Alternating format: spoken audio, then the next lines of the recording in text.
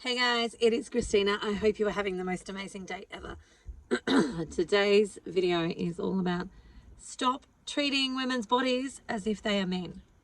Like, one of the things, and I had this conversation, with my group last night. So on Friday nights, I have my Quest group, people who are going through my Quest program. And then, of course, I've had appointments this morning.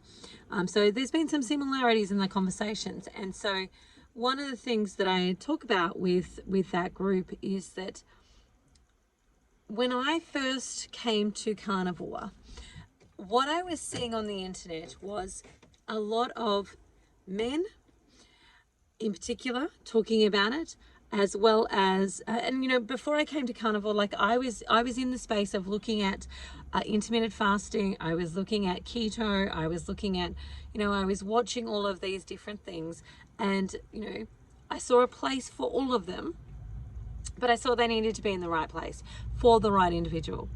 And so when I came to Carnivore, I jumped on YouTube and I was looking at all of the different people that were out there, what they were talking about, etc., etc. And I found a whole group of men which do some fabulous work, by the way. Like, I'm not saying that they don't. They absolutely do some fabulous work.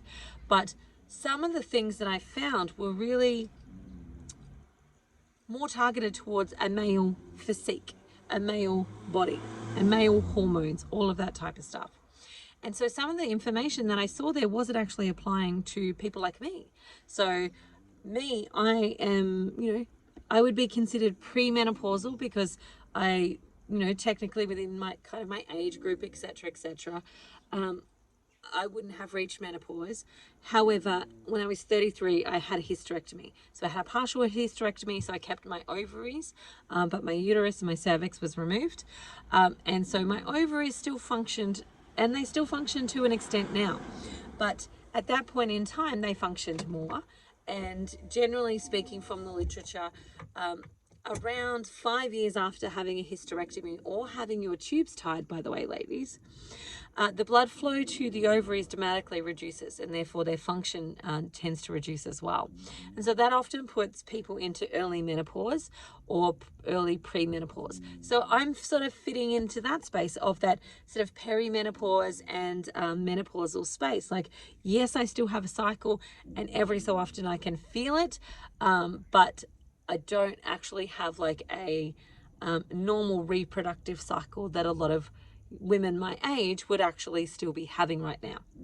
And so I didn't fit with a lot of these people that are talking about their health and what they're doing and how they're doing it and all of the advice that was given there, because I wasn't a male and I wasn't necessarily fitting into that fertile phase of my life anymore.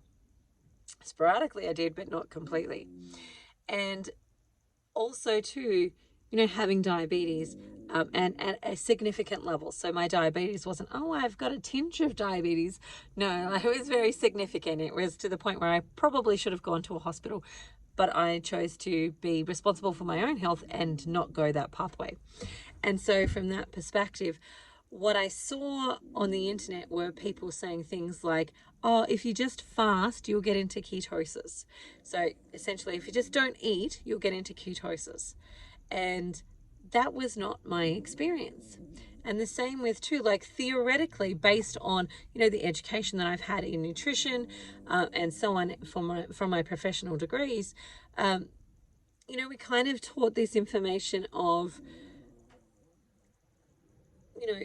reduce the carbohydrates and you will bring the blood glucose down.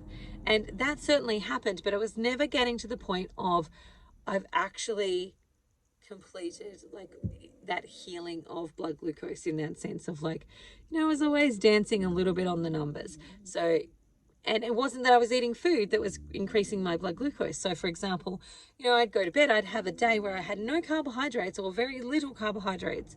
So 0 to no carb. And then I'd wake up in the morning, my blood glucose was a 6. So in the Australian terms, think about it as your HbA1c or your A1C in the US. Here it's called an HbA1c. And so in the US, it's an A1C.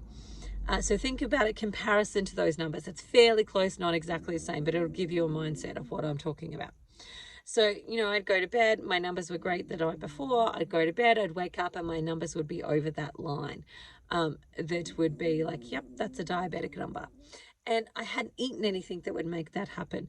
And, theoretically, I should have not had blood glucose that high. But maybe I had a bad night's sleep. Or my liver decided that I needed feeding, so it fed me, and it fed me glucose.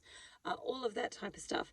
And so I wasn't getting the right information when it came to just carnivore and just going carnivore. Certainly just going carnivore helped dramatically with my health issues, but it didn't fully help me correct insulin resistance.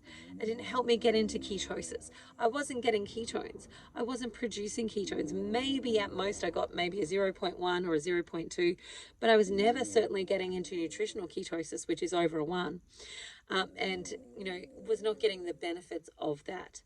And so what I was looking at was all just telling me to fast, stop eating, go without food. And ultimately, when I did that, my blood glucose got higher and I didn't get ketones. And I was like, scratching my head thinking, what is going on here? Because, all the information, all the people talking about it are talking about if you just do a fast, you'll get into ketosis. And that was not happening for me. And the reason that wasn't happening for me was because I had insulin resistance. And insulin resistance was keeping my insulin high because that tap had been turned on. My body was being flooded with insulin.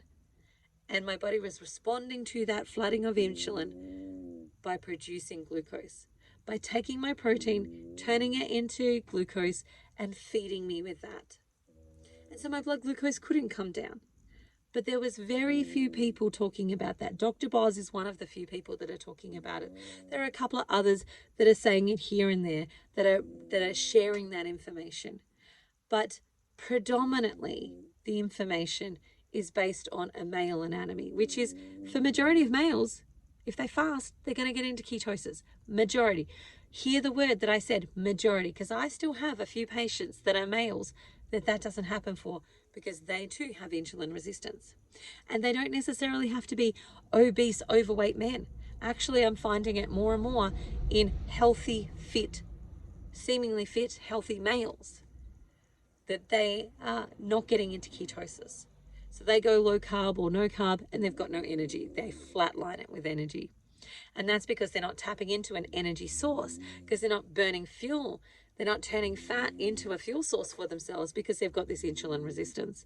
And that is where, the stuff that I'm doing in regards to testing and trialing different types of eating fasts or feeding fasts are really helpful to actually get them into that space of turning down the insulin, making their insulin and their body more sensitive, and actually allowing them to get into ketosis and burn fat as a primary fuel source and bring their energy back.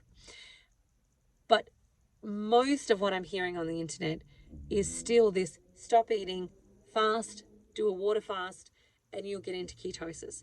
And it's just not the simple case. And unfortunately, that means that what I see is a lot of women who give up, who quit because they're feeling tired and lethargic and they're not getting the results that they want to be getting. And it's just a matter of doing some simple tweaking based on their anatomy and physiology. Because being a female, you have far more hormones to deal with than a male. A male's primarily, like from a sex hormone perspective, testosterone. The sole thing they've got to think about. They've got a 24-hour cycle. They've got peaks in their testosterone, peaks in their cortisol, ebbs where that starts to ebb out, and they've got a 24-hour cycle. Women, if they've got a normal period, have a 28-day cycle. For me, I don't have a 28-day cycle. I could have a 68-day cycle, because it's probably every couple of months that I can tell that my ovaries just go, let's release an egg and let's get on board and do all of that type of stuff. And so the same is with postmenopausal women as well. They've still got hormones that are flowing through their bodies. Their ovaries are still producing hormones. They're just doing it at a different rate. They're doing it at a different cycle. And so that means their bodies need something different. They need to be fed differently. They need to rebalance some of the autoimmune conditions that they've got underlying that are petering away. They need to sort out their thyroid. Like, so much that's going on for women that it's not as simple as it is for men. And it's not always simple for men either, but for the vast majority, it's a much more simple case. but for women, it's a much more complex case. And I talk about carnivore, with people being in phases. So if you think about it in phases or healing cycles rather than a linear line. And where you start is not necessarily where you end or where you continue to maintain. So for example, when somebody's starting carnivore, I tell them, anytime you anytime you're hungry or you feel like eating something, stick some meat in your mouth. Stick some butter in your mouth, stick some cheese in your mouth, like eat whatever. I don't care. As long as it's an animal product, eat whatever. Anytime you have an inkling for snacking, etc., just eat, because that phase is about getting you off of the sugar. It's about calming your body from the cravings that you're used to receiving and having and getting you off the sugar. And once you're off the sugar, and that usually takes about 14 to 21 days, depending on the individual, can take a little bit longer, sometimes a little bit quicker, depending on the individual. Then you can start to look at things like macros, like, fat to protein ratio, but only if it's not working for you. If you're not quite yet getting the results that you want to be getting, like you're not losing weight, your blood glucose isn't coming down, that's when you start to look at tweaking and changing and shaping and altering, and do I need to take dairy out, do I need to do this, do I need to do that, etc. You play with those things after that first phase, when you're feeling good, you've filled up your nutritional cups, you're starting to actually rebalance a whole bunch of different things. And then if it's not working for you, you're not quite getting some results. And I say some results because you've got to be looking at your non-scale victories as well as your scale victories, your measuring tape, your blood glucose, etc. before you say you're not getting any results. At that point, then we start to look at the next phase, which might be tweaking and changing. You might need a little bit of herbal support. You might need a little bit of specific nutrients to actually help you balance some of the deficiencies that you've previously had in your life that are now you've still got to rebalance those.